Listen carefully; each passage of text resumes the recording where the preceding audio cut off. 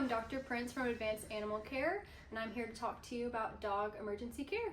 So Dr. Prince, how do I know if my dog is experiencing a real emergency that can't wait for regular veterinary care? A true emergency that cannot wait are things like seizures, collapse, pale or white gums, difficulty breathing, consistent vomiting and diarrhea,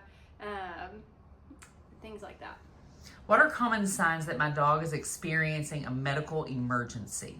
A medical emergency, it's a very broad topic, so there's many different things you can look for.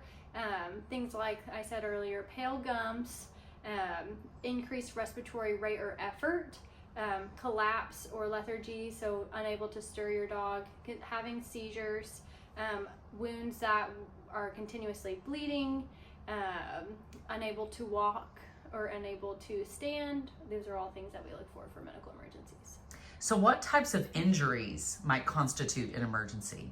There's many different injuries that can constitute an emergency. I would say if your dog was hit by a car, attacked by another animal like another dog or even a cat, anything where they're non-weight bearing on a limb, or if they cannot walk at all, are all things that would constitute injuries.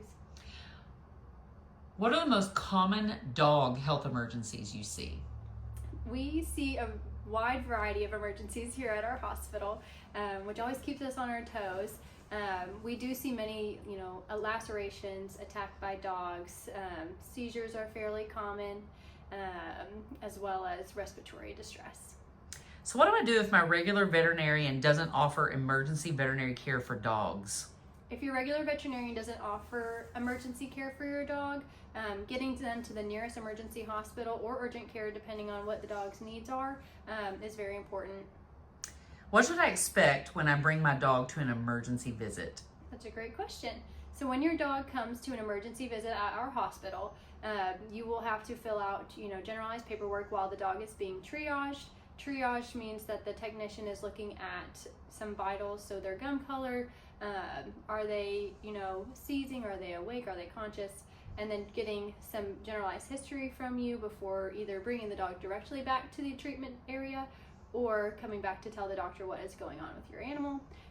So it depends on how the triage goes. Your dog will then be seen by an emergency veterinarian, who will then come speak with you if additional diagnostics, treatments, to kind of get the game plan going on what they found on their exam. So what are the differences between an emergency vet and an urgent care clinic? An urgent care clinic is somebody that is, can see a dog within a few hours or within the same day. Usually they are not hospitalizing these animals there. We try with an urgent care situation to get them outpatient treatment as best we can. Emergency clinics are generally things where, we do have the capabilities to go to surgery, to hospitalize on IV fluids, other treatments, etc. But they can be very similar in some ways as well. For emergencies like choking, is there anything I can do at home before visiting an emergency vet? If you suspect your pet is choking, you can always try to stay calm. And then if you can swipe your index finger into the back of the mouth to try to dislodge anything that is stuck back there, that's the first step. If you cannot find anything that is in the back of the throat that you can reach, next best step is getting to an emergency care facility as quickly as possible. So can I perform CPR on my dog? It's possible to perform CPR on your dog. Now, I don't recommend it if you suspect your pet may need CPR. I would try to get them to the next emergency veterinary facility as soon as you can, at risk of injuring them further in case we don't know what they really need. So what should I do if my dog's been hit by a car? If your dog has been hit by a car, try to get them, as like I said, to the nearest emergency vet facility as quickly as possible. Trying not to move them as much as we can because we don't know about the nature of their injuries. Many times our hit by car patients will have broken bones. They can have internal bleeding, respiratory difficulties. So trying to keep them calm, trying to keep yourself calm, and getting them to the nearest vet as soon as you can. So how can I tell if my dog has a broken bone, and what should I do? Yeah, so that can actually be very difficult. The really only true way to diagnose a broken bone is with an x-ray, which is a radiograph of the leg to see if the bone is broken. Now, there are times when if the dog is completely non-weight bearing, there is laxity in the joint or the joint space, Obviously, if the leg is facing the wrong way, we probably suspect it's broken. But the best thing to do if you suspect your dog has a broken bone is to get them to a vet. So what are the signs of poisoning in dogs, and how should I respond? Yeah, there are many different types of poisons and toxins in the world for dogs and cats. One of the most common things we'll see with poisoning is either acute vomiting or diarrhea, but it really depends on the type of poison that they have ingested. How do I treat a dog with a severe cut or wound? If your dog has a severe cut or laceration, you can try, and it's not stopping bleeding, you can try to place like a bandage, a firm bandage on it while you are getting them to the nearest emergency vet. Sometimes these severe lacerations or wounds do need, emergent medical attention, suturing, things like that. So what should I do if my dog is experiencing heat stroke? Yeah, if your dog is experiencing heat stroke, the next best thing you can do is try to get them inside if they are outside. Placing them in cool water, not cold water, or gently spraying them off. You can try to also start with their feet with cool water, and if that's not working, you can progress to the body. But the important thing is cool water, not cold. If they are not, calming down after several minutes, then getting them to the nearest vet facility is very important. So what should I do if my dog is stung by a bee or bitten by an insect?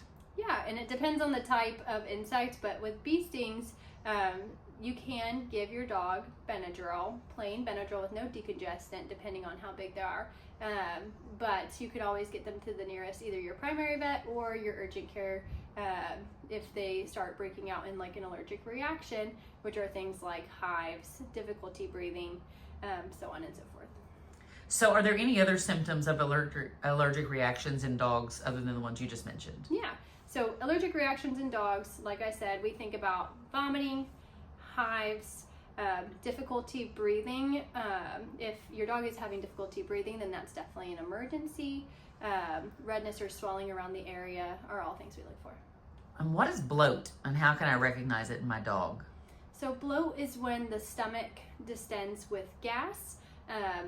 Occasionally with dogs we can see where the stomach will twist, and that is called a GDV, which is gastric dilatation and volvulus, which that becomes very severe. Now regular bloat is just when the stomach distends with gas.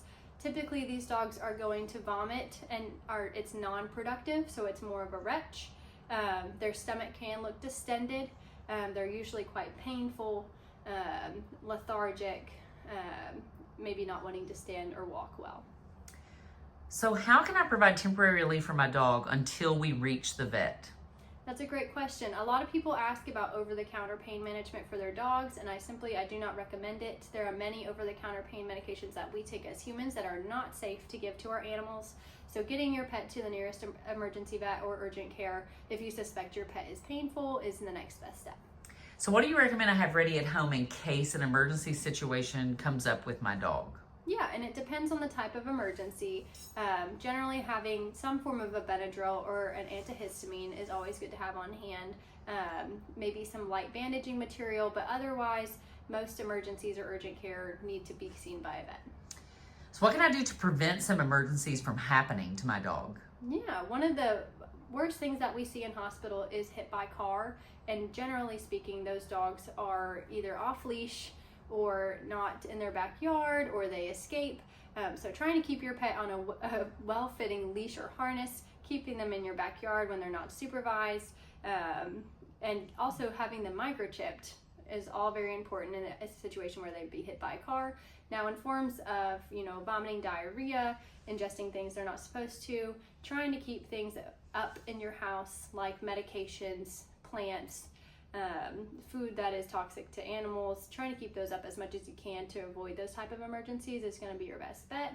I always say, if your dog is one to get into things, which mine is, keeping them kenneled during the day or when they're not supervised is the next best thing as well.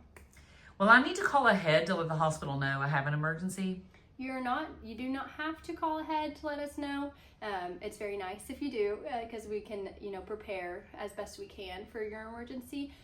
But if we do not want to take away from your pet in any way. If you need to focus on them, just get here as soon as possible and we'll take care of the rest. Last question. Will I be able to stay with my pet while I'm at the emergency vet or urgent care? You'll be able to stay with your pet as long as they are still getting diagnostics done. Now, once they are hospitalized, you're welcome to come visit periodically throughout the day, but we do not offer them to stay overnight with your pet. If you have any questions about dog emergency cases, then please give us a call at 859-625-5678.